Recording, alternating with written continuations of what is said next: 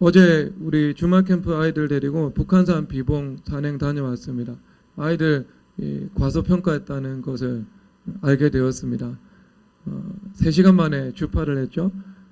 이제 점점 이 강도를 높여가서 최종적으로는 지리산 종주, 설악산 종주 시킬 생각을 가지고 있습니다. 그러니까 강하고 담대한 자녀들로 양육해 나가야 되겠죠. 지난주 수요일 날에 삼각산에서 기도드리는데 하나님께서 저에게 또 주말 캠프에서 또 디자인할 부분에 대해서 말씀해 주셨습니다.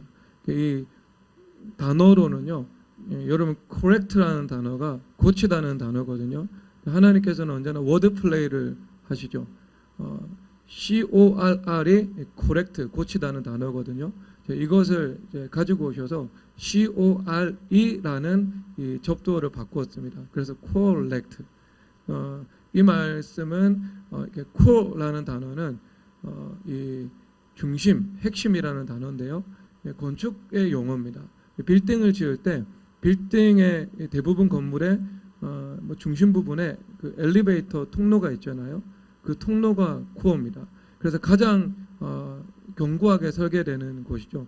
그래서 그것을 중심으로 또 이 철제 H빔을 통해서 이 하중을 서로 분산시켜 가지고요 건물이 지탱되는 겁니다. 근데 그 중에 핵심이 그 코어 부분입니다. 이 코어 부분 통해서 타워 크레인 쫙 올라가고 전체 건물을 지어 나가잖아요. 롯데타워도 그 방식으로 건축이 되었을 겁니다. 그래서 중심으로 혁신하는 것, 이것에 대해서 주님께서 말씀을 하셨죠. 그래서 주님께서 핵심적으로 저한테 말씀을 하신 것은 아이들의 독서 교육하고 글쓰기 교육을 담임 목사가 직접 하라고 말씀을 하셨거든요. 왜 그렇게 말씀을 하셨냐면은 그 언어의 선점의 문제입니다. 하나님 중심의 사고 체계로 선점하느냐 아니면은 다른 언어로 선점을 하느냐라는 문제죠. 예를 들어서 아이들이 무상계급과 유상계급이라는 단어를 배운다고 생각을 한번 해보세요. 그러면 계급적인 관점에서 사물을 바라보는 것이 무의식 중에 내재화가 되어버립니다. 그럼 그거 뽑아내려면은요 시간이 걸려요. 그럼 그것이 형성되기 전에 먼저 하나님 중심의 사고 체계가 굳건하게 그 기둥이 세워져야 되겠죠. 이것이 이제 분명한 사실로 나타납니다. 여러분 밀레의 그림 중에 만종이 있잖아요. 근데 그 만종이 해질녘에 이 고단하고 가난한 부부가 이 들판을 바라보면서 두 손을 모으고 주님 앞에 기도를 드리고 있는 그림이죠. 그리고 그때는 그 성당에서 이 종소리가 들려오고 그 종의 소리를 듣고 기도 시간이 되었으니까 기도를 드린다는 것을 이 기도를 드리고 있는 모습을 그리고 있습니다. 근데 여기에 이제 감추어진 성경에 있는 사상이 뭐냐면요, 사실상 그 오병이어의 사상이 있거든요. 오병이어의 사상은 먹여야 되는 사람은 2만 명이죠. 2만 명이 눈앞에 있는데 우리가 어떻게 해야 되는 것인가 하는 문제거든요. 물고기 2마리와 보리떡 5개밖에 우리에게 주어진 건 없어요. 그러면 이것을 실존주의자들은요 이렇게 이야기를 할 거예요. 우리는 아무렇게나 내던지진 존재라고.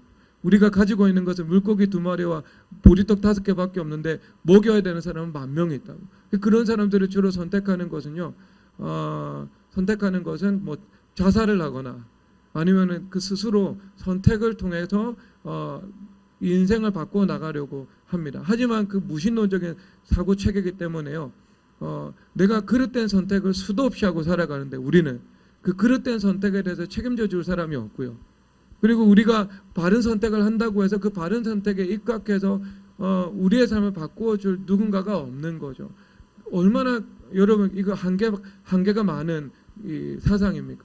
그러면 이것을 또 계급적인 관점에서 이 본문을 보는 사람들은요 그렇게 해석을 할 거예요. 이것은 사회 구조적인 문제다고. 그래서 너희들이 원망하고 그다음 분노하라고 이렇게 할 겁니다. 그런데 예수님께서 어떻게 그 문제를 풀어 나가시죠? 감사잖아요. 감사로 풀어 나가시잖아요. 그래서 오병이어를 예수님 손에 들고 오셨을 때 인자 대신 예수님께서 성부 하나님께 뭘 해요? 성부 하나님께 감사하잖아요. 축복하다는 단어하고 감사하다는 단어는요 같은 단어인데 문맥에 따라서 다르게 이 번역이 되고 있는 단어예요. 그러니까 그 말은 하나님 축복을 하는 것이지만 또 하나님을 향해서 저는요 감사하는 거예요. 그래서 주님께서 이런 우리의 인생의 분명한 문제를 어떻게 풀어나가야 되는가, 감사로 풀어나가야 된다, 이것을 말씀해주고 있는 거죠. 그러면 밀레가 만종이라는 그림을 그렸을 때 무슨 관점에서 그렸을 거예요? 계급적인 관점에서 그렸을까, 아니면 그 감사를 이야기를 하고 있을까요? 그런 힘들고 고달픈 상황 속에서도 감사하는 그 아름다움을 그리고 있을까요? 당연하죠. 그래서 그것이 감동을 주어서 감동을 주고 있잖아요. 그래서 가장 보편적으로 알려지고 또 사랑받는 그림 중에 하나가 되었거든요. 그러면 여러분, 제가 이 밀레 만종을 한번 보기 위해서 그 네이버에 밀레 만종을 한번 쳤거든요. 근데 거기에 한 방송사에서 뭐라고 하고 있냐면요, 멘트인데 농민 계급에 대해서 이렇게 이야기를 하고 있는 거죠. 거기는 계급관 없어요. 제가 선우가 그 집에서 읽는 그 이 초등학생용 명작 이 소설이 있거든요. 근데 죄와 벌이에요. 그 이 마지막 부분에 보니까요, 그 역자가 죄와 벌에 대해서 자기의 주석을 달고 있는데 그 죄와 벌을 평등의 관점에서 읽고 있더라고요. 도스토옙스키의 글은요 평등하고 아무 상관이 없어요. 그의 글은요. 그래서 그가 가라마조프카의 형제들에서 보면은요, 그가 그렇게 말을 하고 있어요. 사회주의의 문제는요 경제적인 문제가 아니고 무신론의 문제라고요. 그 사람의 사상이거든요. 그러니까 완전히 오독을 하고 있는 겁니다.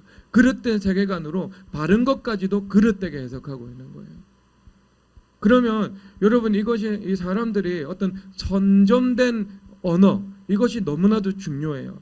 언어 안에는요 세계관의 틀이 들어가 있습니다. 그래서 언어의 확산을 통해서 세계관을 확산시키려고 하고 있죠. 그러면 우리가 뭘 해야 되겠어요? 성경이 있잖아요. 성경이 이 모든 이 언어적 산물의 궁극적인 기초잖아요. 여러분, 이것은 저의 말이 아닙니다. 요즘에 가장 각광받는 그 하버드대 교수님이었고 지금은 토론토대 교수님이신 분이 이 책을 많이 쓰거든요. 미국에서 베스트셀러고 한국에서도 베스트셀러입니다. 근데 이분이 1년 전에 예수님을 믿고요, 뭐라고 지금 고백을 했냐면은 이 서구 문명에서 나온 모든 언어적인 산물의 궁극적 출처는 성경이다, 이렇게 이야기를 했어요. 근데 그건 그분의 말이기도 한데 사실이기도 하지요. 그래서 우리는 성경을 통해 가지고요 하나님 중심의 사고 체계를 세우고 그 사고 체계의 관점에서 텍스트 독서를 하고요, 그리고 그 독서한 것에 입각해서 글을 쓰는 훈련을 충분히 해나가야 됩니다. 그러면 그것을 할 수 있는 자료는요 너무나도 많아요. 왜? 서구 사회 자체가 크리스찬리티를 기반해 가지고 서 있는 사회잖아요. 그렇죠. 여러분, 영국 문학을 킹 제임스 성경 그 버전, 그것에 여러분 이 배제하고서는요 설명을 할 수가 없죠. 독일에 있는 그 사상과 언어, 문화, 예술의 발전을요 루터가 번역했던 독일어 성경을 제외하고는요 설명할 수 있는 길이 없어요. 라틴도 마찬가지고요. 그러면 이미 형성된 자료들이 많이 있거든요. 그래서 먼저 이제 톨스토이 단편으로 시작을 해야 되죠. 그리고 그 다음에는 C.S. 루이스가 대표적이죠. C.S. 루이스의 나냐 연대기는요 그냥 이 복음적 이 세계관을 노골적으로 담고 있습니다. 하나하나 있는 그 상징들이요 하나님의 말씀의 법적 개념을 담고 있어요. 그럼 C.S. 루이스 가야 되죠. 그리고 그 다음에는 이제 제 생각에는요 확정적인 것은 아니지만 도스토옙스키의 카라마조프가의 형제들까지 하고, 그 다음에 이제 틀을 세워놓은 다음에 그 다음에 제가 우리 교회에서 이제 또 위임을 하려고 지금 하고 있습니다. 한 2분 정도 생각하고 있어요. 그래서 저학년, 고학년에서 이 위임을 하려고 하고 있습니다. 왜냐하면 여기는요 교회예요. 교회는요 성령 하나님께서 디자인하는 곳이거든요. 그래서 그리스의 품 안에서 교육을 하는 것이기 때문에 이것은 성령 하나님께 직접 받아서 하나하나를 디자인해 나가면서 그것에 입각해서 아이들의 사고 체계를 구성해 나가려고 하고 있습니다. 그러면서 아이들에게 때로는 정신사상사적인 관점에서 가르칠 수 있거든요. 그러면 사회주의 이런 것이 있다. 그러면은요, 성경 말씀의 관점에서요, 무엇이 진리인지를 먼저 가르쳐야 됩니다. 그러면 얼마든지 사회주의에 대해서 성경에서 말하고 있어요. 사회주의가 옳다고 말하고 있는 것이 아니고요, 하나님께서 원하시는 이 사회의 체계에 대해서 말씀을 하고 계시고요, 그리고 이 사회주의가 왜 그릇된 것인지 하나님의 말씀에 입각해서 그 세계관과 인간관을 구성해 놓을 수 있습니다. 그리고 그 안에서 분별하고 통치하면서 그것을 깨트리면서 그 아이들에게 사회주의에 대해서도 언급을 하면서 지나갈 수 있는 거죠. 이제 그렇게 될 때 아이들이 이 코어 해가지고요, 이 하나님 중심의 규정에 견고하게 세워질 수 있게 됩니다. 그래서 이제 그렇게 이제 아이들 독서와 글쓰기 교육을 좀 할 생각을 가지고 있고요. 그러니까 뭐 제 입장에서는 좀 바빠지겠네요. Don't touch me. 저를 건들지 마세요. 밥 먹으러 오라고 하지 마시고. 왜냐하면 가르치려면 저도 그거 읽고 저도 글을 써야 되고 저도 핵심 다 정리해야 되잖아요. 그래야 애들을 가르치죠. 성경 말씀 다 가지고 와야 되고, 성경 말씀 가지고 오려면 또 주님 앞에 부르짖고 엎드려가지고 주님 앞에 말씀 받아야 되는 거 아니겠어요? 그렇게 해서 그 입각해가지고 제 자녀들을 세워나가려고 하고 있습니다. 왜 그러냐면은 이데올로기성이 매우 강한 일들이라 그렇습니다. 그렇게 해나갈 생각입니다.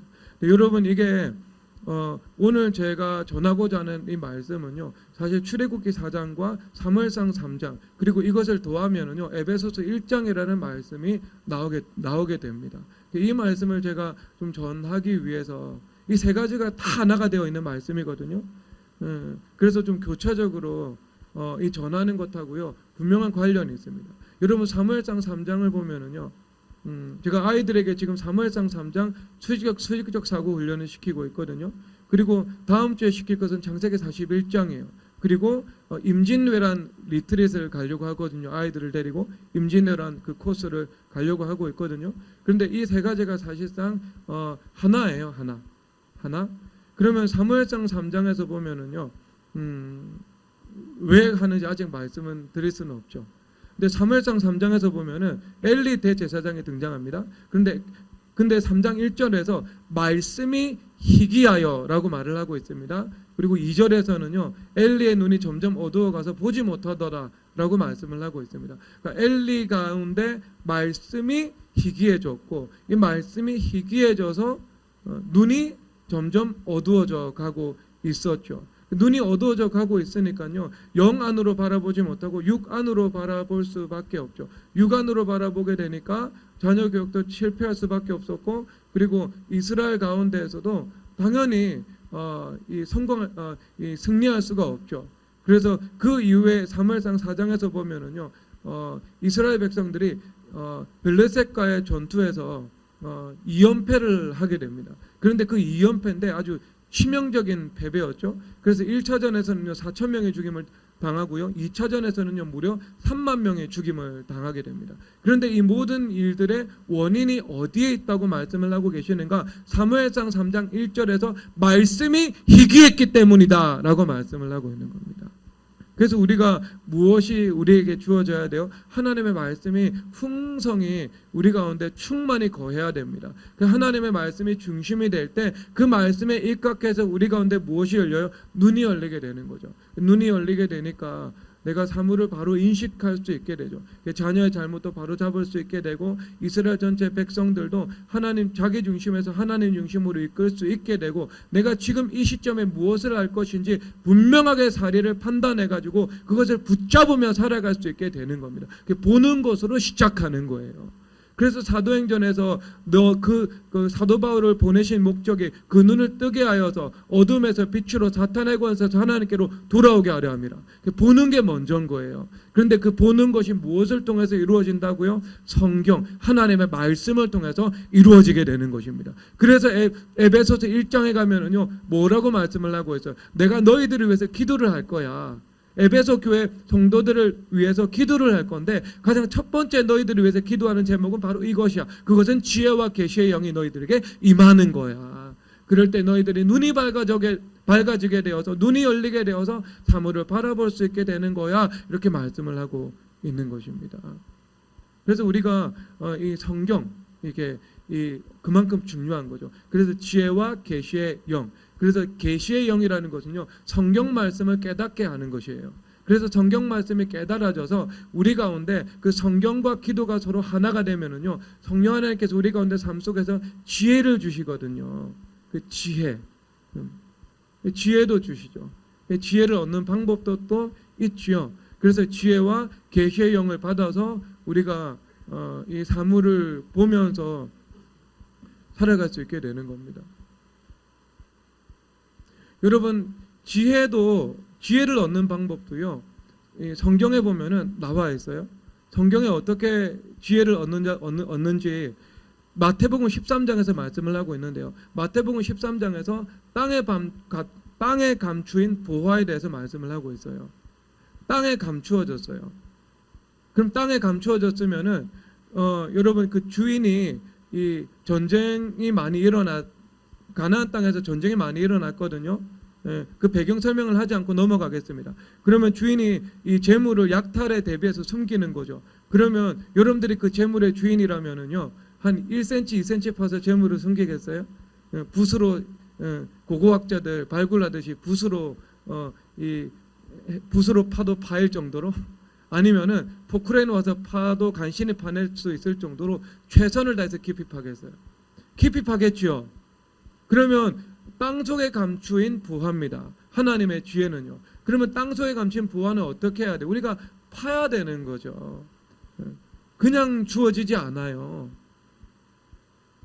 제가 이 성경 볼 때요, 성경을 창세기 1장 쫙 한번 읽어봅니다. 그러면은요, 한번 읽어보는 그 즉시 지하 10층과 지하 10층의 말씀의 구도가 다 보일까요? 안 보일까요? 세요나? 어떨 것 같아? 어떨 것 같아? 목사님 보일까? 안 보일까? 안 보이지.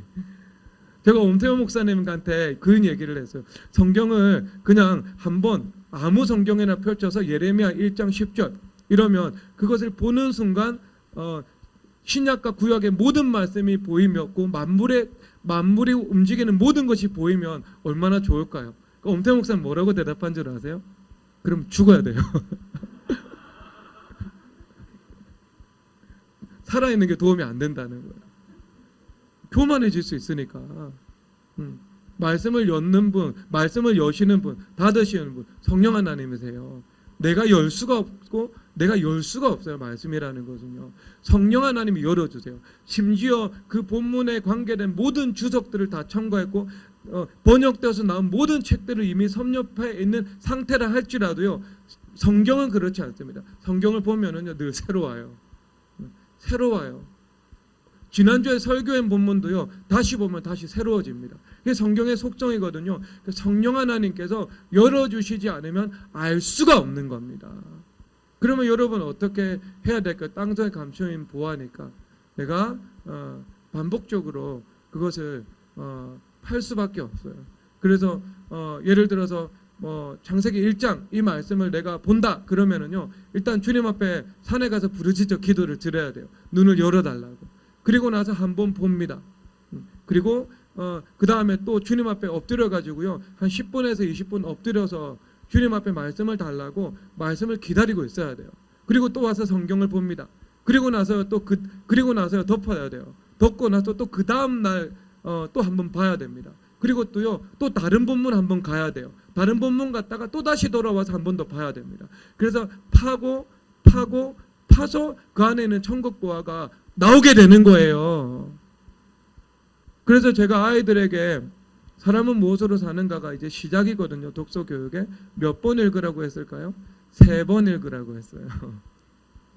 한 번 읽으면은요, 핵심 주제는 잡을 수 있고 느낀 점 정도 말할 수 있어요. 그런데 2번 보면은요, 그리고 3번 보면 그러면 좀 더 세밀하고 좀 더 세밀하게 드러나게 되겠죠. 그렇게 해서 이렇게 반복적으로 지속적으로 하나의 작품으로 훈련을 하다 보면은요, 최종적으로는 그것을 가지고 서평을 쓸 수도 있게 될 겁니다. 물론 철저하게 하나님의 말씀의 관점에서 이루는 거죠. 그러면 여러분, 이것이 딱 수평적인 사고로 넘어가면은요, 수학 공부하는 것도 똑같은 방법이에요. 수학 공부하는 것도요. 그럼 수학도 마찬가지인 거죠. 지금 제가 수학 공부도요.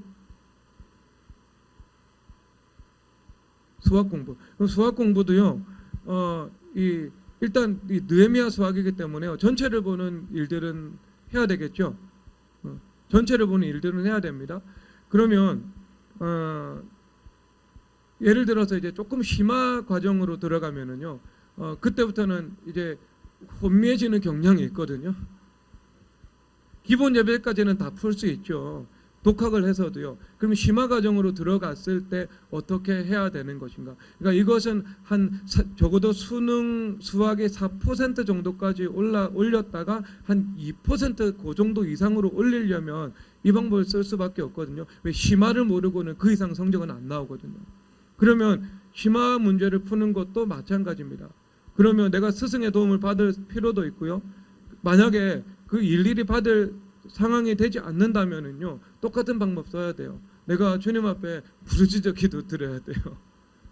그리고 성령 하나님께 질문해야 됩니다. 그리고 한번 보고요, 한 30분, 2시간, 3시간 몰두해도 답이 안 나와요. 대부분 수학적 사고가 한계가 분명하기 때문에요. 그러면 한 30분 정도 공부하고요, 이해가 되지 않으면 넘어갑니다. 그리고 나서 그 다음날 또 봅니다. 그 다음날 또 봅니다. 그럼 간절히 부르짖어 기도하고 성령 하나님께 여쭈면서 그것을 보면은요, 적어도 내가 스승을 통해서 그 실마리를 풀어나가는 법을 가르쳐 줬는데 그것이 너무 나에게 착상이 되어버린 거예요. 완전히 스승의 가르침이 내 것이 되어버린 겁니다. 그런데 그것이 아니다, 그것이 그런 스승이 없다 할지라도요, 수학에 있어서 그러면 그 부분에 대해서 하나님께서 지혜를 주셔서 열어주신 것은요, 그 다음에 다시는 까먹지 않아요. 그리고 나서 뭘 해야 되는가? 카메라를 대고 내가 그걸 가르쳐야 되는 겁니다. 나에게 배울 사람은 아무도 없으니까 카메라를 앞에 두고 화이트보드에다가 가르쳐야 돼요. 그러면 절대로 잊지 않습니다. 그리고 그것을 저한테 보내주시면 되는 거예요. 제가 심심할 때마다 그거 한 번씩 보게. 농담한 것 같아요, 제가 지금.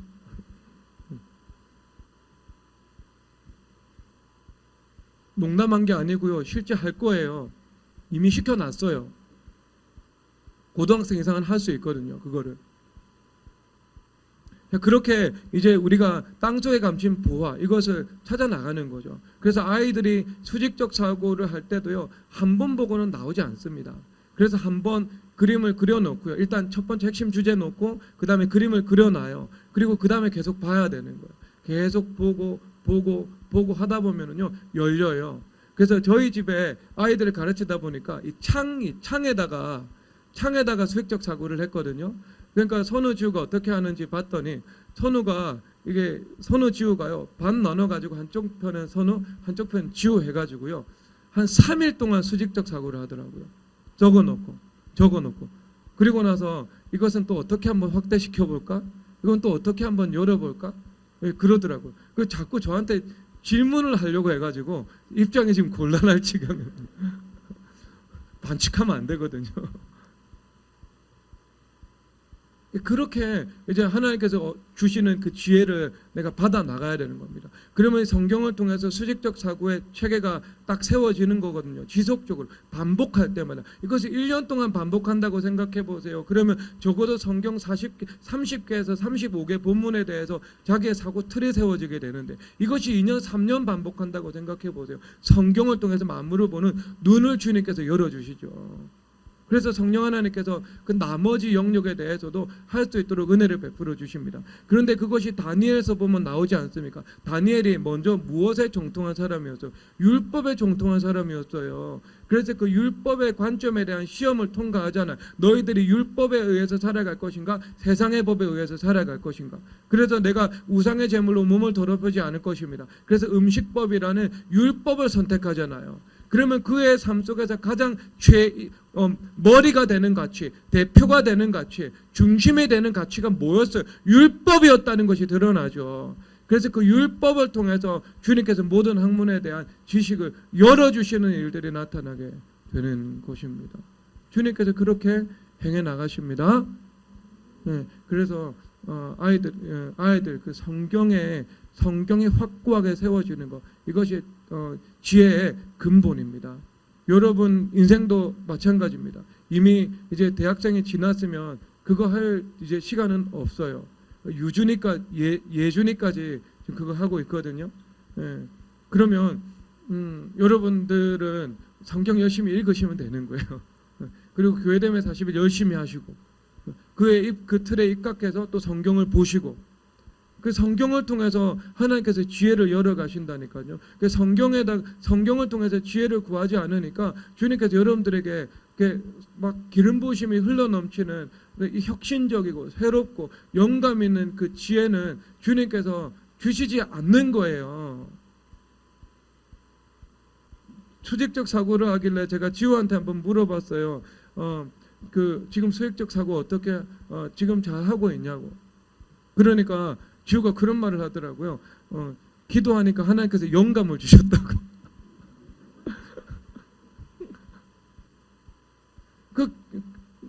원래 그런 거예요, 여러분. 한 번 해가지고 되는 것이 아니고요. 지속적으로 성경을 보고 지속적으로 주님 앞에 기도를 드릴 때 그것이 성경이든 수학이든 아니면 여러분 삶의 영역에서 필요한 지혜든 주님께서 열어주시고 그리고 파주셔서 땅속에 감춰인 보화를 발견할 수 있도록 은혜를 베풀어 주시는 것입니다. 그래서 여러분 성경이 여러분 인생의 시작이 되어야 합니다. 그 지혜와 계시의 영이 임해야 내가 눈이 열린다고요. 그래서 최고의 계시가 성경 말씀인데 성경을 안 읽고 카카오톡을 먼저 보고 네이버를 먼저 보고 책을 먼저 읽고 그리고 책을 읽기 위해서 성경을 먼저 보고 그러니까 이게 마음의 중심의 문제에서 걸리는 거 아니겠어요? 저희야. 그래서 복이 있는 사람은 어떤 사람이라고 그랬어?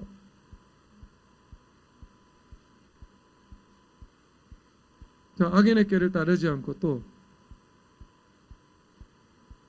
죄인의 길에 서지 않고 또 오만한 자리에 살지 않고 또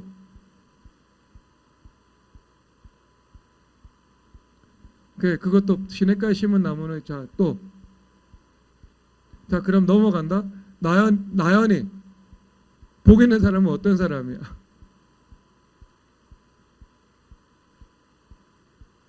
저희가 다 해버렸지.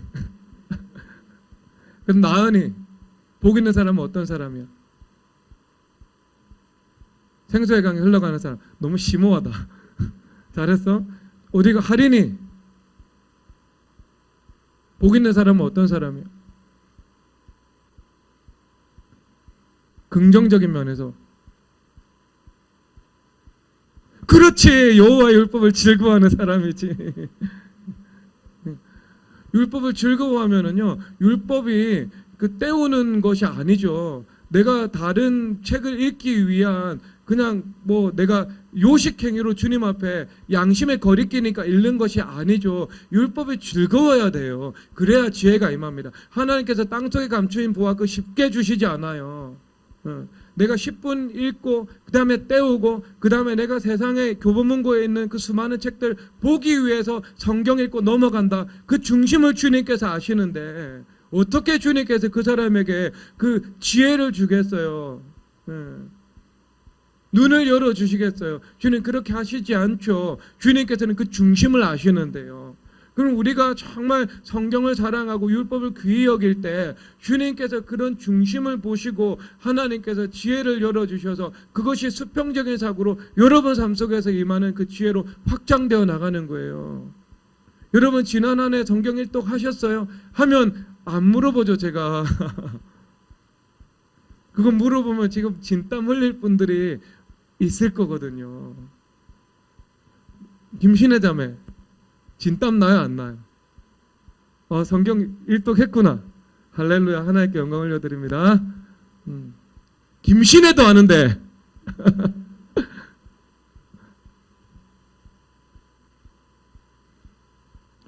자, 여기서 주님께서 이렇게 말씀을 하고 있어요. 여호와께서 그에게 이르시되 누가 사람의 입을 지었느냐 이렇게 말씀을 하고 있죠. 여러분 이 말씀도 똑같은 거죠. 입을 지었다는 말은요, 예수님께서 세상에 존재하는 모든 언어의 체계와 구조와 발음과 그 표현, 이 모든 것을 만드신 분이라는 것을 말씀을 하고 있죠. 그러면 그 모든 언어에 대해서 한국어도 마찬가지고 그리고 일본어도 마찬가지고 그리고 한국어와 일본어로 형성된 모든 사상적인 그 문명의 산물도 마찬가지고 그것에 대해서 가장 잘 아시는 분이 누구시라고요? 하나님이시라는 것을 말씀하고 있는 것입니다. 누가 입을 지었느냐 말씀을 하는 것이지요. 누가 만물을 지었느냐, 누가 영어를 만들었느냐, 누가 언어를 만들었느냐, 하나님이신 거죠. 그래서 우리가 하나님을 아는 것, 그리고 하나님의 말씀을 통해서 하나님을 알고 만물을 아는 것, 이것이 모든 지혜와 그리고 모든 우리 그 인생을 복되게 살아가는 것의 시작임을 이 말씀에서 내포해 주고 있는 것입니다. 그러니까 이것은 우리 인간들은 입을 만든 자가 아니죠. 언어를 만든 자도 아니고 만물을 만든 자도 아니고 만든 자가 아니기 때문에요. 우리는 이것에 대해서 하나님만큼 알지 못하죠. 그래서 그것을 알기 위해서 주님께서 우리 가운데 성경을 주셨고 우리가 늘 성경을 즐거워하고 묵상하며 성경을 깨닫게 해달라고 주님 앞에 기도를 드리며 그 지혜로 살아가야 하는 것입니다. 그래서 여러분 말씀을 주님 앞에 사모하시기 바랍니다. 그래서 잠언 말씀에서 말은 금보다 더 사모할 것이다. 하나님의 지혜는 금보다 귀하고 은보다 귀하다고 주님께서 말씀을 하고 있죠. 내가 사모하는 모든 것으로도 이와 비교할 수 없다고 말씀을 하고 있는 것입니다. 그래서 늘 우리는 주님 앞에 그 지혜의 얻기를 사모해야 돼요. 주님 앞에 부르짖어 기도를 드려야 됩니다. 그래야 하늘의 창을 열어주시고 하늘에서 만나를 비같이 내려주시는 것이지요. 주님 앞에 구해야 됩니다. 그럴 때 땅속에 감추어진 그 보화의 지혜를 주님께서 보게 하시는 것입니다. 그리고 그 근본은요, 성경에서 시작되는 것입니다. 여러분 성경을 사랑하고 성경을 통해서 여러분들의 모든 이 중심적인 그 체계를 세워 나가시기를 주님의 이름으로 축복합니다. 그렇게 하셔야 됩니다. 여러분 우리 자신의 한계를 잘 아는 것이 너무나도 중요하죠. 모세 선조께서요 참 자신감이 넘치는 분이었습니다. 그래서 자신의 손으로 이스라엘 백성 전체를 구원하겠다고 나섰죠. 그런데 완전히 그것이 와야 되는 것을 경험을 했습니다. 그리고 40년 동안 광야 생활을 하면서 자기가 완전히 죽어지게 되었습니다. 그리고 그 이후에 하나님께서 그를 다시 부르셨죠. 근데 문제는 이제 그가 예전에 가지고 있었던 이 자신감이 사라지는 것은 좋았는데요. 아직까지 여기서 하나님을 향해서 예수님께서 은혜를 베푸실 때 그 한계를 돌파할 수 있다는 그 믿음은 형성되지 않았던 것이죠. 그러니까 과거의 경험 그리고 과거의 자기의 과거의 경험 때문에 자기에게 하나의 이 믿음이 거짓된 믿음이 형성되어 있는 것을 볼 수가 있습니다. 그래서 사도행전에서요 스데반 집사님께서 모세에 대해서 설명을 하면서 애굽의 모든 지혜를 배워서 그가 하는 모든 일과 모든 일들이 능하더라라고 말씀을 하고 있습니다. 성공적으로 살아왔죠. 말이나 일에 있어서 그 모든 것에 있어서요. 그런데 그 애굽의 모든 지혜와 말과 일들이 자기를 구원하고 이스라엘 백성들을 구원하는데 도움이 되지 않는다는 것을 그가 경험적으로 알아버렸던 것이지요. 그런데 그 경험적으로 알아버렸던 것이 하나님과의 관계에서도 투사가 되고 투영이 되어 가지고요. 하나님께서 은혜를 베푸시면 할 수 있는데 하나님께서 은혜를 베푸신다고 해서 할 수 있을까라는 그 믿음 없음이라는 것으로 또 빠져버리게 되었던 것입니다. 기울어졌던 것이지요. 그래서 그 상황에서 주님께서 말씀을 하십니다. 물론 여러분 필요하지요. 애굽의 말과 일에 능한 것들, 애굽의 모든 지혜가 배설물처럼 여겨지고 십자가와 연합해서 죽어지는 것이요 필요합니다. 왜냐하면요 하나님께서는 누군가 구원하시고 또 누군가에게 능력을 베푸시는 일들에 애굽의 지혜와 말과 일들의 능력의 도움을요 주님 필요로 하시는 분이 아니시거든요. 그것을 활용하실 수도 있습니다. 하지만 그것을 반드시 필요로 하시는 분은 아닙니다. 그게 어디서 나오냐면요 모세오경 이후에 모든 말라기까지 이 선지서까지 나오는 거죠. 모세오경 이후에 여호수아부터 말라기까지는요 그 애굽이나 아니면 그 바벨론의 그 문명의 세례하고는 상관없는 작품들이거든요. 그런데 이것이 BC 10세기 뭐 이럴 때부터 BC 4세기까지 쓰여진 작품이에요. 그런데 그때는 지금하고 비교할 수 없을 정도로 책의 종류가 다양하지 못했거든요. 그런데 성령 하나님께서 그 성경 기자들의 인격을 사로잡으셔서 그들을 통해서 쓴 이 성경을 보세요. 얼마나 깊이가 있고 얼마나 광대하고 그렇습니까? 그리고 우리가 히브리어를 잘 알지 못해서 모르지만 선지서부터 시편 그 전체까지는요 하나하나가 이 기막힌 이 운율과 리듬과 워드 플레이로 가득 차 있거든요. 한국어로 번역되어 있으니까요 자 우리가 몰라서 그러는 거죠. 그런데 그 문장 하나하나가요 이 어떤 성령 하나님께서 직접 쓰신 것이라요. 직접 쓰신 것이라 굉장한 함축성과 그 깊이를 그 넓이를 그 안에 다 담고 있거든요. 이게 얼마나 문장이 좋아요. 그 시절에 풀은 마르고 꽃은 시드나 우리 하나님의 말씀은 영영의 설이라. 여러분 그 제국의 모습에 대해서 이렇게 표현을 해 놓은 거죠. 그러니까 그 이후에 많은 지식들이 등장하고 인간의 사상 체계들이 등장했지만 성경의 모티브를 얻어서 그것을 끊임없이 무한대로 활용되고 설교되고 영감의 원천이 되고 그렇게 이제 그런 모습들을 보여주고 있는 거죠. 하나님은요 애굽의 것을 활용하실 수도 있지만 필요로 하시지는 않습니다. 그래서 모세 이후의 성경을 보면 그것이 증명이 되는 거예요. 40년 동안 주님께서 애굽의 모든 것을 뽑아내시는 작업을 하신 거예요. 새 사람 만드시는 작업을 주님께서 하신 것입니다. 그 안에 있는 우상 숭배, 그 안에 있는 어떤 그릇된 어떤 이 사고 체계들 뽑아내신 거죠. 기억은 가지고 있지만 영향력으로는 남아있지 않은 것입니다. 그래서 성령 하나님께서 그에게 히브리어로 하나님의 말씀 토라를 기록할 수 있는 그 은혜를 주님께서 허락해 주신 것입니다. 그래서 그 토라를 기반으로 헤브라이즘이라는 이 거대한 이 문명사적인 흐름들이 발생을 하게 된 거예요. 자 그러면 그 모세에게 주님께서 나타나셨어요. 그래서 나는 혀가 뻣뻣하고 혀가 둔한 자입니다. 그래서 보낼 만한 사람은 보내소서. 나는 갈 수가 없습니다. 이렇게 대답을 합니다. 그럴 때 주님께서 말씀을 하시는 것이 내 입은 누가 지었느냐라고 말씀을 하는 겁니다. 내가 내 입과 함께 있어서 할 말을 가르치시리라 말씀을 하고 있는 겁니다. 여러분 이것은요 우리 가운데 두 가지 메시지를 주는데요. 한계 안에 있는 삶과 한계를 돌파하는 삶입니다.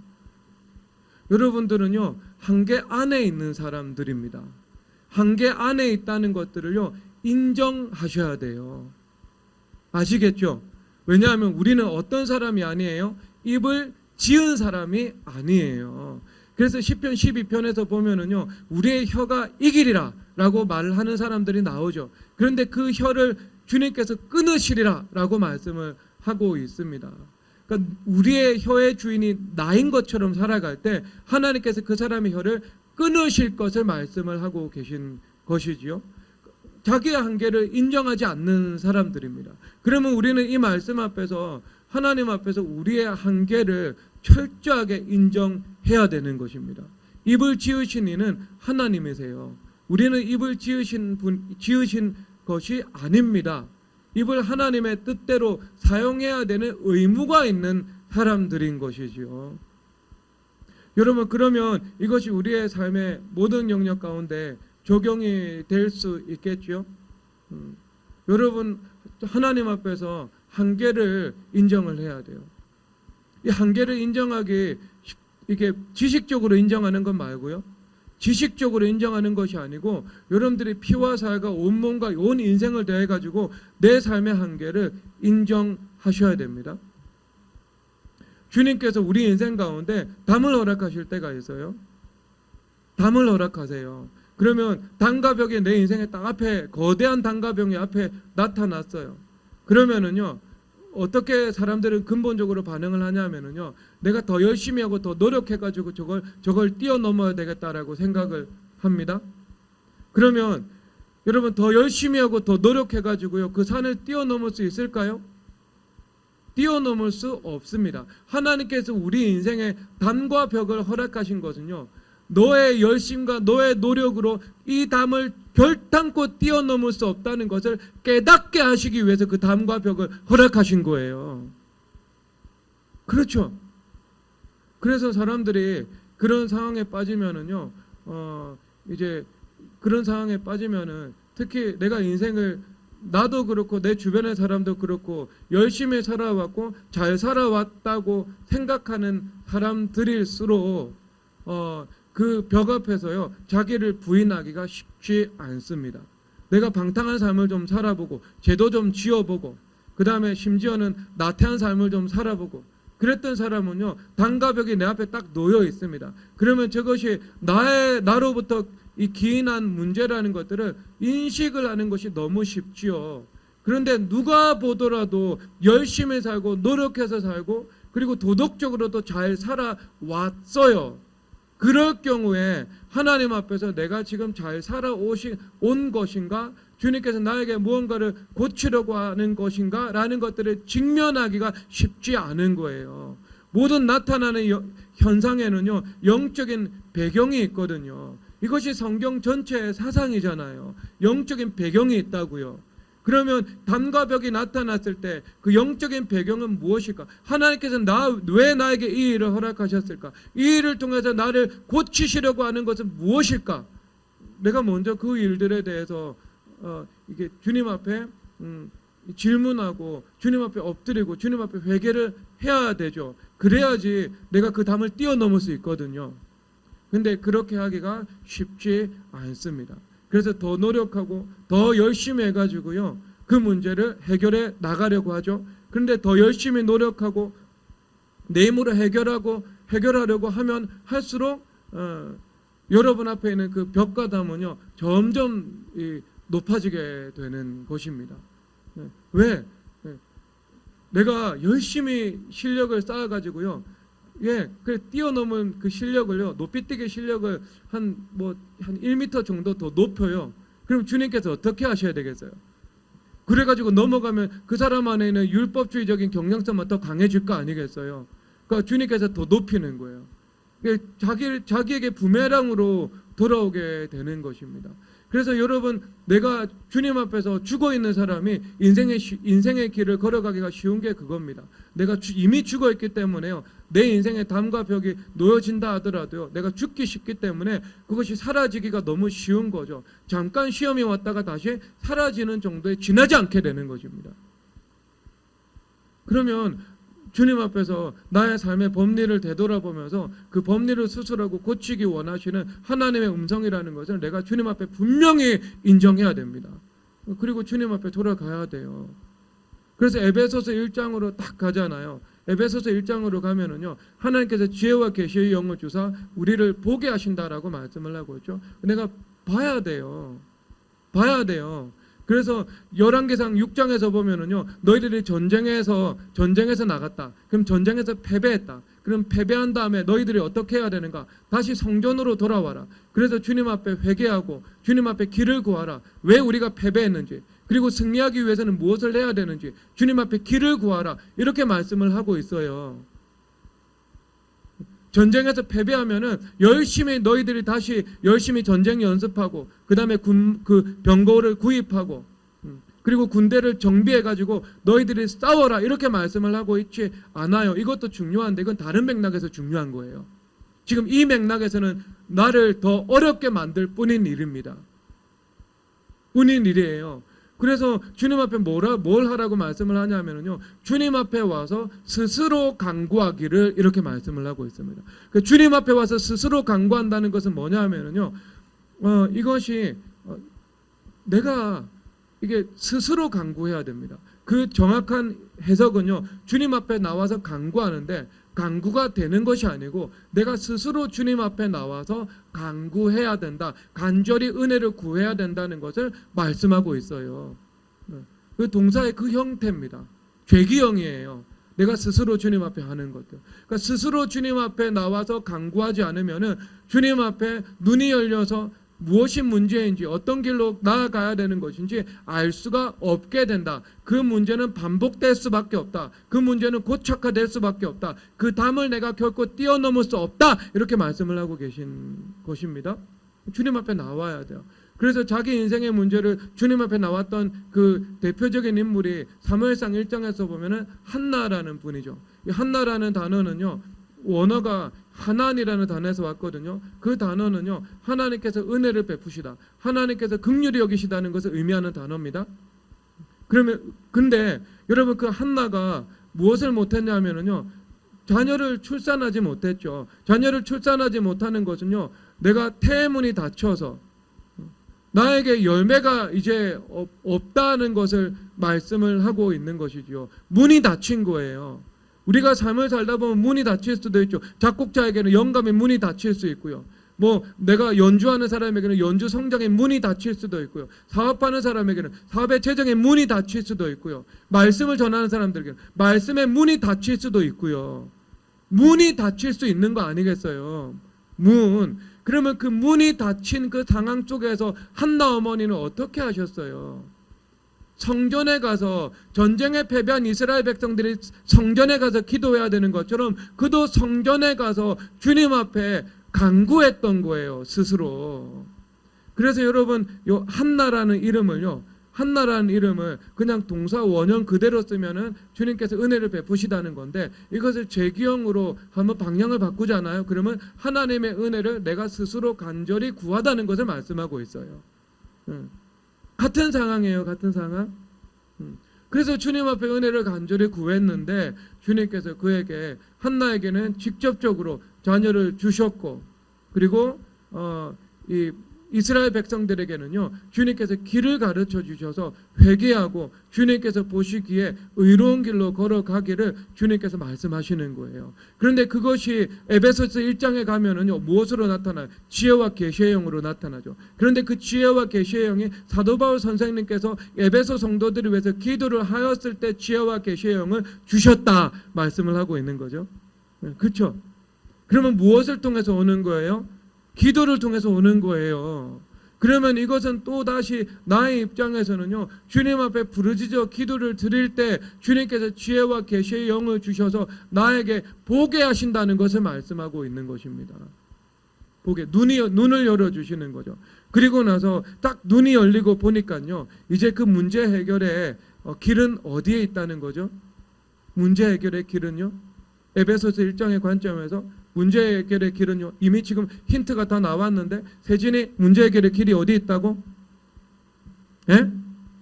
그거 그 다음에 하나 힌트가 또 나왔잖아. 한나 어머니. 예? 자, 주홍이 어디에 있어? 혜진이 어디에 있어? 근데 하늘의 이야기잖아. 하늘의 이야기. 너 이번에 인터뷰할 때 하늘의 이야기만 하다가 끝났거든. 사람들에게는 실질을 이야기를 해서 사닥다리를 놓아 주어야 돼. 그치? 너는 무엇을 통해서 은혜를 받았어? 예? 기도를 통해서 은혜를 받았어? 기도는 어디에서 배웠어? 교회에서 배웠지. 어디를 통해서 은혜를 받았어? 교회에서 은혜를 받은 거지. 그럼 주님 앞에 교회 이야기를 했어야 되는 거야. 그 장소에서 겸손에 집중을 한다고 해서 이게 사닥다리를 내려놓지 않고 이 인터뷰를 끝내버렸어요. 교회됨을 이야기하고 제자도를 이야기하고 주님 앞에 산에서 기도하는 것을 이야기를 해야 교회가 무엇인지, 제자도가 무엇인지, 산기도가 무엇인지, 그것이 왜 중요한지 모르는 사람들이 똑같이 은혜를 받아서 그 길을 걸어가게 되지. 그치? 그러면 이렇게 대답을 했어야 돼. 너의 멘토가 무엇이냐? 이렇게 물어보면은 이렇게 대답을 해야 돼요. 여러분, 예수님은 멘토가 되시지 않습니다. 왜신 줄 아세요? 예수님은 주인이세요. 예수님 우리의 주인이에요. 그리고 교회는요, 멘토가 있는 곳이 아니고요, 교회는 스승이 있는 곳입니다. 그래서 제자 되어 제자 삼는 스승과 제자의 관계가 형성된 곳이 교회예요. 그리고 멘토는요, 인본주의에서 나온 개념인데요, 워딩 자체가요, 내가 필요로 할 때 가서 조언을 구하고, 그리고 그 조언을 참고해서 내가 스스로 주인이 되어서 선택할 건 선택하고 버릴 것은 버려서 내가 원하는 대로 결정을 한다. 이것이 멘토의 개념입니다. 그렇죠. 그러면 거기서 멘토를 물어본다. 이러면 이렇게 대답을 했어야 되죠. 나는 교회 안에서 예수님을 만나고 있습니다. 교회 안에서 길, 진리, 생명 대신 예수님을 따라가고 있습니다. 교회 안에서 하나님께서 말씀을 선포해 주시고 말씀이 내 인생의 방향이 되고 길이 되고 있습니다. 그러므로 나의 멘토는 교회입니다. 이렇게 대답을 했어야지. 그치? 그러면 정치적으로 민감한 것 다 지나갈 수 있잖아요.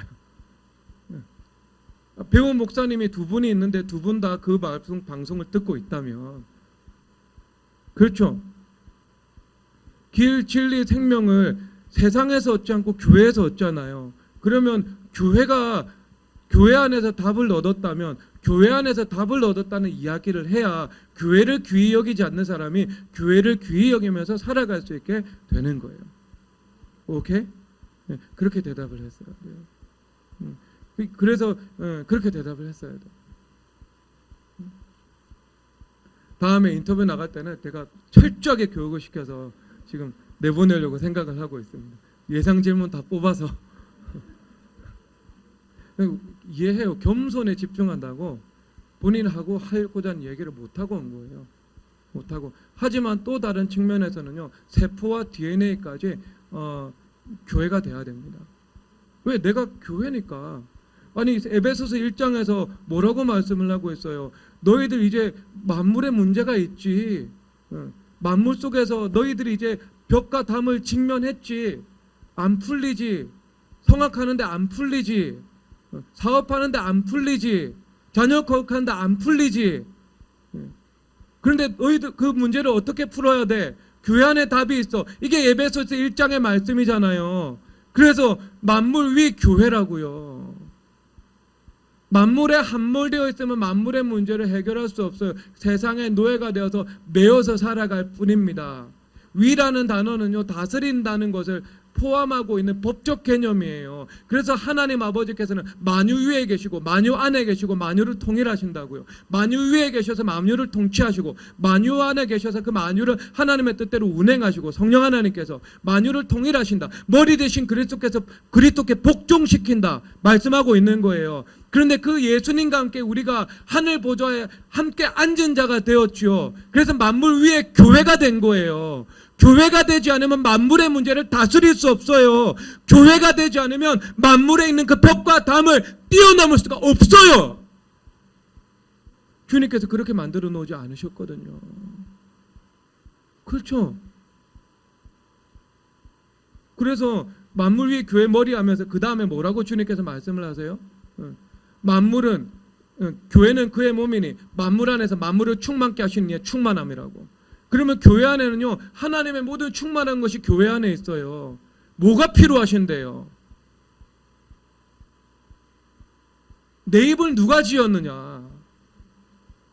내 입을 누가 지었느냐? 만물을 누가 지었느냐?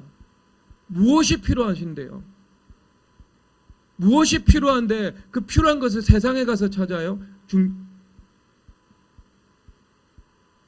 그 필요한 것을 내 힘으로, 내 노력으로, 지금까지 해왔던 그 필사의 노력을 더 필사의 노력으로 확대시켜 가지고 그것을 풀어나가려고 해요. 안 되죠. 주님 그거 중단하라고 담과 벽을 허락하신 건데요. 오래 참으시다가 이제 그것을 고치고 바꾸고 혁신하라고 주님께서 내 인생의 장애물을 앞에 놓아두신 건데요. 그것을 내 힘을 길러가지고 더 극복을 하려고 해요. 어리석은 일이지. 문제만 더 만들죠. 담만 더 높아지죠. 근데 주님께서 뭐라고 말씀을 하세요? 교회 안에 모든 충만한 것이 있다고요. 모든 충만한 것이 있어요.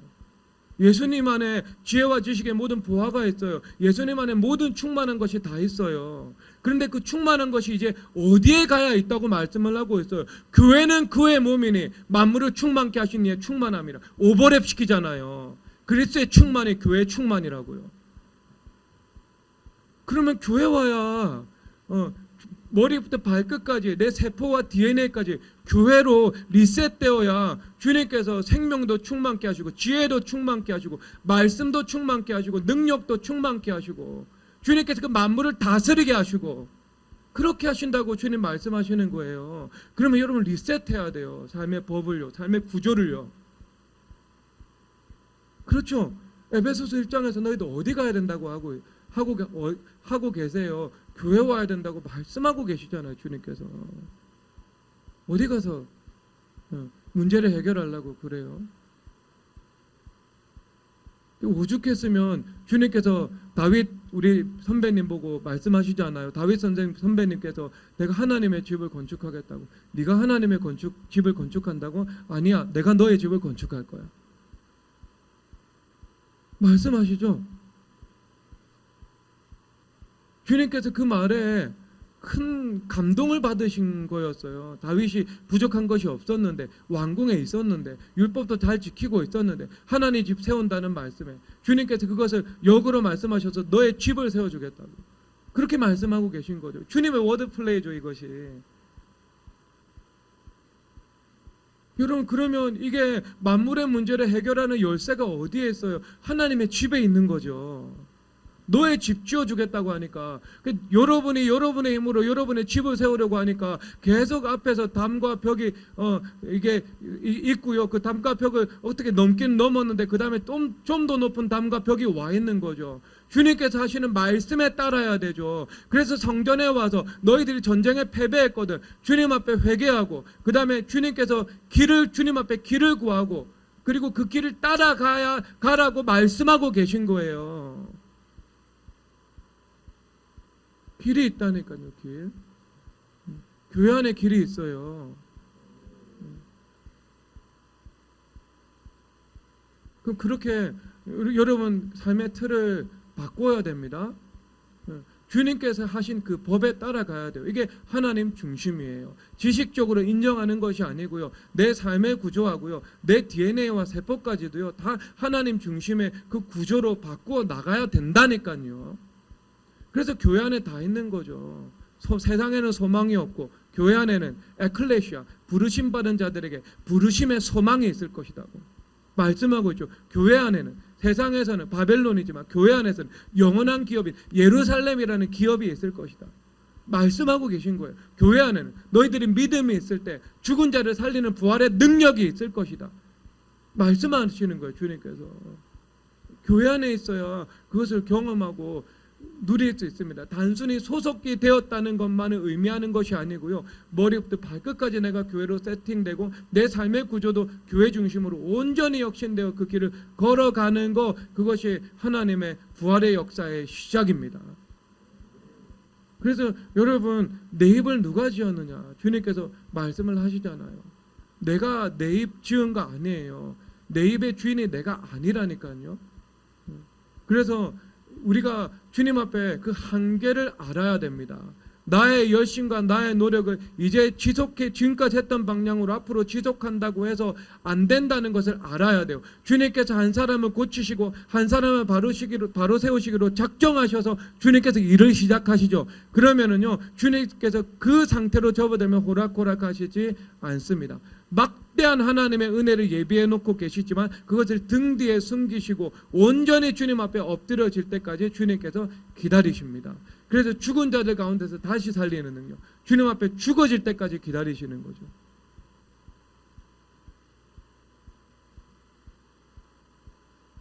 좀 여러분 돌아보셔야 되지 않겠습니까? 내가 지금까지 성령 하나님 안에서 안식하고 살아왔느냐? 내가 자유하면서 살아왔느냐? 내 머리부터 발끝까지 온전히 교회가 되었느냐? 사람들은 저마다 다 제자 삼기 좋아해요. 제자 삼기 좋아한다니까요. 그래서 멘토가 되는 건 좋아하지만 멘티가 되는 건 그다지 사람들 좋아하지 않아요. 근데 문제는 뭐냐 하면은요, 내가 제자가 안 되면은요, 제자 못 삼아요. 불가능해요. 내가 제자가 아닌데 내가 누군가를 제자를 삼으려고 해요. 어떻게 그 사람이 제자가 되어 주겠어요? 저마다 제자가 되기 싫어하는 세상 속에 살아가는데, 스스로 스승이 되어서 살아가는데, 그게 세상의 모습인데 어떻게 제자가 안 된 사람에게 내가 왜 제자가 되어 주겠어요? 그렇죠. 그런데 여러분들이 제자가 돼요. 그러면 제자가 됨으로 인해서 뭐가 지배를 하냐면요, 하나님의 은혜가 지배를 해요. 하나님의 은혜가 있어서요, 그 사람이 제자가 됩니다. 은혜로 이루어지는 거예요. 내가 삶 속에서 제자를 못 삼는 게 무슨 이유 때문인가? 내가 제자가 되지 않아서 그렇습니다. 내가 제자가 되면은요, 제자 삼는 것은 저절로 되는 겁니다. 하나님의 은혜가 흘러가는 것이기 때문에, 하나님께서 그렇게 통치하시기 때문에요. 무엇이든지 대접받고 온 자대로 대접하라. 주님께서 그렇게 하시기 때문에요. 무엇이든지 심은 대로 거둔다. 주님께서 심은 대로 거두게 하시기 때문입니다. 여러분이 제자가 되지 않으면 누구도 여러분들이 제자가 되어주지 않습니다. 여러분들이 스승 앞에서 겸손과 순종으로 온전히 반응할 준비가 되지 않으면 여러분들이 다스리는 사람들도 온전히 겸손과 순종으로 반응해 주지 않습니다. 이것이 하나님 중심이에요. 제자가 스승 따라갈 때 스승이 완벽해서 따라가는 거 절대 아닙니다. 하나님께서 스승과 제자의 관계를 허락해 주셨기 때문에 부족해도 따라가는 게 제자도예요. 부족해도 따라가는 게 제자도예요. 주님 앞에 어제 우리가 비봉 등산했거든요. 내려가는 길이 2개가 있었어요. 근데 저는 2길을 다 알고 있죠. 그래서 저는 매우 험난한 길을 선택했고요. 그것보다 다소 약한 길을 이렇게 방역수칙 때문에 6, 7 이렇게 떨어져서 했거든요. 그러니까 뒤에 있는 분들이 저한테 전화를 못하고, 전화를 한 번 했는데 제가 못 받았어요. 그래서 그냥 보이는 길로 내려갔던 거예요. 그러니까 2조는 다른 길로 조금 완화된 길로 내려갔고, 저희 조는 제일 힘든 길로 아이들 앉아서 내려갔어요. 몇 개 코스에서는요. 그러면 나머지 2분은 커뮤니케이션의 실패로 다른 길로 내려갔어요. 부족한 거죠. 근데 그럼에도 불구하고 따라가는 아이들은요, 묵묵히 순종하면서 그 길 걸어갔어요. 이 아이들 책임 아무것도 없어요. 아무것도 없어요. 그리고 그거 주님께서 또 책임져 주시지요. 완벽해서 따라가는 게 아니에요. 하나님께서 앞에 권위를 세워주셨기 때문에 하나님을 믿는 믿음으로 따라가는 겁니다. 이것이 제자도예요. 그런데 그것이 될 때 내가 비록 좀 부족할 수도 있고, 내가 좀 하나님 앞에서 모자랄 수도 있지만 하나님의 은혜가 나타나서 불성벽 되어 주셔서 그 제자들이 제자 될 수 있도록 은혜를 베풀어 주시는 거예요. 그것을 믿고 안식하는 거고요. 우리는 제자가 되어야 제자를 삼을 수 있는 거예요. 그러면 여러분, 이 모든 말씀이 뭐예요? 내 한계에 대해서 말씀을 하고 있는 거잖아요. 나의 한계. 오늘 말씀. 여러분, 여러분에게 그 한계가 있다니까요. 한계.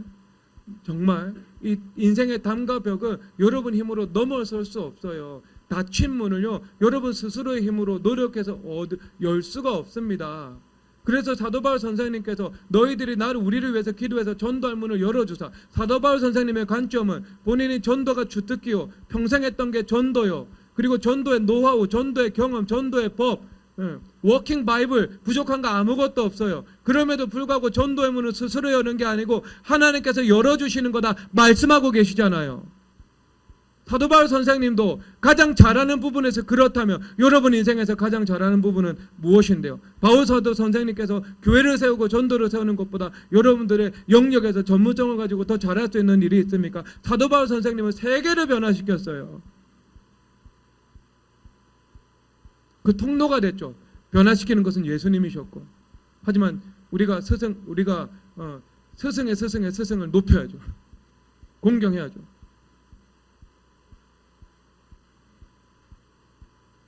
예수님만 높임 받으시기를 바랍니다. 근데 여러분, 그러면 여러분은 어떻게 하겠어요? 여러분 당연히 주님 앞에 온전히 만물 위 교회가 되어서 그 만물의 문제를 다스려 나가기 시작하지 않으면, 그리고 그의 그 지극히 크신 능력에 그 지극히 크신 능력이 믿음으로 나타난다고 말씀을 하신 것처럼 여러분들이 정말 그 믿음에 입각해서 주님 앞에 간절히 기도를 드리는 삶을 살아가지 않으면 여러분 삶 속에서 지극히 크신 그 능력이 나타나는 것을 경험할 수 있는 것은 없습니다. 성경적으로 볼 때요. 그 한계를 알아야 돼요. 지금까지 해왔던 노력과 열심의 그 방향으로 내가 지금까지는 성공할 수 있었을지 모르겠지만 내 인생에 그것을 바로잡고 고치기 위해서 단과 벽을 허락하시고 내 인생의 문을 닫으신다면 그때는 주님 앞에 엎드리고 항복하고 간절히 구하고 나의 삶의 법리를 바꾸는 것, 그거 외에는 답이 없어요. 바꿔야 돼요, 여러분. 바꿔야 돼요.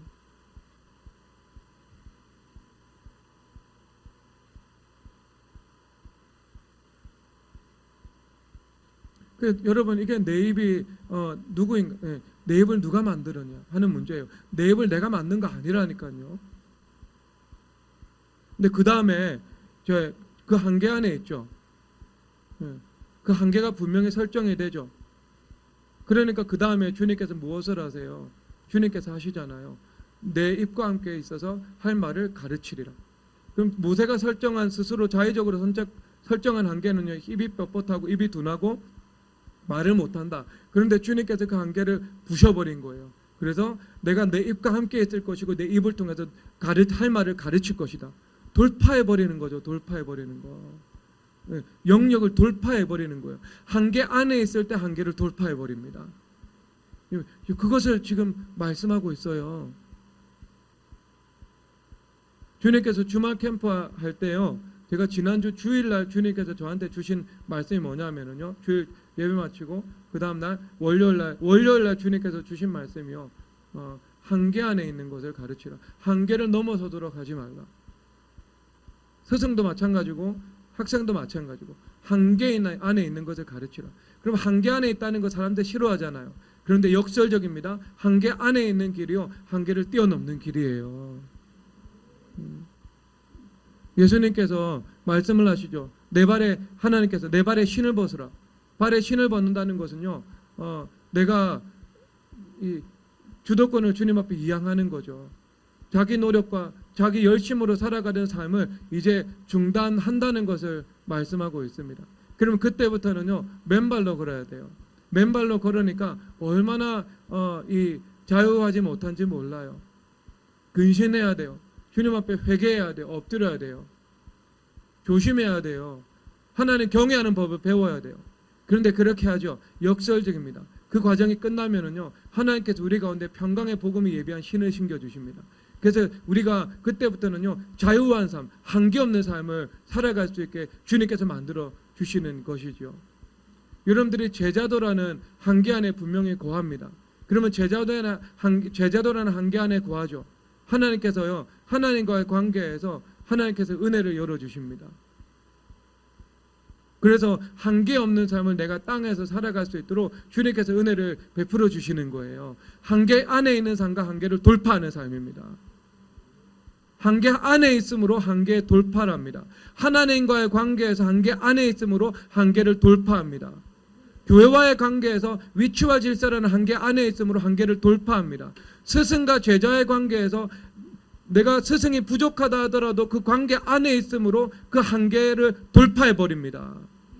여러분, 이 역설적인 진리, 여러분 한 귀로 듣고 한 귀로 흘려버리지 마십시오. 한 귀로 듣고 다시 건물 나가면서 잊어버리고 다시 옛 방식으로 돌아가지 마십시오. 그러면 여러분 앞에 놓여있는 담과 벽은요, 점점 더 높아질 수밖에 없습니다. 그런데 그것을 허물어 버리는 법, 성경에서 내 하나님을 의지하여 담을 뛰어넘나이다. 나를 의지하지 아니하고 하나님을 의지하는 삶을 살아가는 것이지요. 여러분, 그 은혜가 여러분 가운데 정말 풍성히 임하여서 이제는 그리스도의 품 안에서 안식하고 자유하시는 삶을 살아가게 되시기를 주 예수 그리스도 이름으로 축복합니다. 이 시간 찬송하도록 하겠습니다. 영원하신 주의 말씀 위에서 그 찬송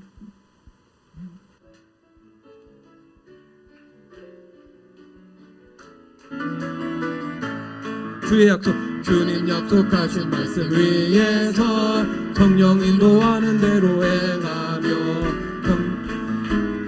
이기며 약속 믿고 굳게 서리라 굳게 서리 영원하신 말씀 위에 굳게 서리 굳게 서리 그 말씀 위에 굳게 서리라 주님 약속하신 말씀 위에서 세상 염려 내게 엄습할 때에 용감하게 힘써 싸워 이기며 약속 믿고 굳게 서리라 굳게 서리 영원하신 말씀 위에 굳게 서리 굳게 서리 그 말씀 위에 굳게 서리라 주님 약속하신 말씀 위에서 영원하신 주의 사랑이 믿고 성령으로 힘써 싸워 이기며 약속 믿고 굳게 서리라 굳게 서리 영원하신 말씀 위에 굳게 서리 굳게 서리 그 말씀 위에 굳게 서리라 주님 약속하신 말씀 위에서 성령 인도하는 대로 행하며 주님 품에 항상 안식 얻으며 약속 믿고 굳게 서리라 굳게 서리 영원하신 말씀 위에 굳게 서리 굳게 서리 그 말씀 위에 굳게 서리 1절 주의 약속하신 말씀 위에서 영원토록 주를 찬송하리라 소리 높여 주께 영광 돌리며 약속 믿고 굳게 서리라 굳게 서리 영원하신 말씀 위에 굳게 서리 굳게 서리 그 말씀 위에 굳게 서리라 주님 약속하신 말씀 위에서 세상 염려 내게 엄습할 때에 용감하게 힘써 싸워 이기며 약속 믿고 굳게 서리라 굳게 서리 약속하신 말씀 위에 굳게 서리 굳게 서리 그 말씀 위에 굳게 서리라 주님 약속하신 말씀 위에서 영원하신 주의 사랑이 믿고 성령으로 힘써 싸워 이기며 약속 믿고 굳게 서리라 굳게 서리 영원하신 말씀 위에 굳게 서리 굳게 서리 그 말씀 위에 굳게 서리라 주님 약속하신 말씀 위에서 성령 인도하는 대로 행하며 주님 품에 항상 안식 얻으며 약속 믿고 굳게 서리라 굳게 서리 영원하신 말씀 위에 굳게 서리 굳게 서리 그 말씀 위에 굳게 서리라 아멘. 여러분 하나님 말씀 붙잡고 하나님 지혜와 계시의 영 주십시오. 율법을 사랑하는 마음을 주십시오. 그리고 내가 삶의 봄리가 수술되어서 자기 노력과 자기 열심으로 경주하는 것을 포기하고 성령 하나님 안에서 안식하는 삶을 살아가게 하여 주시옵소서. 그래서 생수의 강으로 그 담을 뛰어넘게 하여 주시옵소서. 이 시간 주여 삼창하고 주님 앞에 기도드리겠습니다. 주여